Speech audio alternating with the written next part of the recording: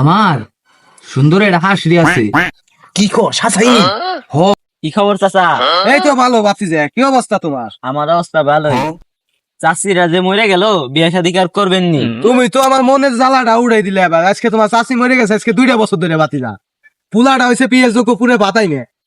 ঠিক আছে, আমার আছে যৌবনের জ্বালা, কিন্তু বিয়ের সাথে কেমাই করবো, মান সম্মানে ভয় মনে করো বাইসতে করা পাই না।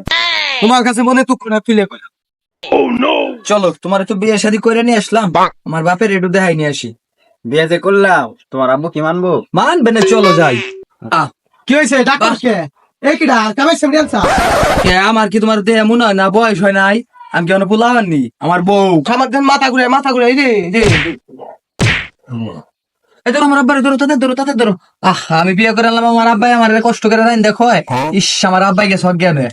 আব্বা, আব্বা, আমার সুন্দর একটা হাঁসড়ি আছে। কি কর সাসাইনি?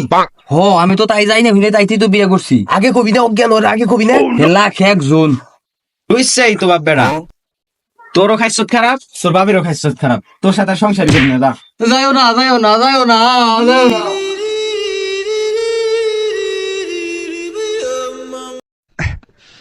Oh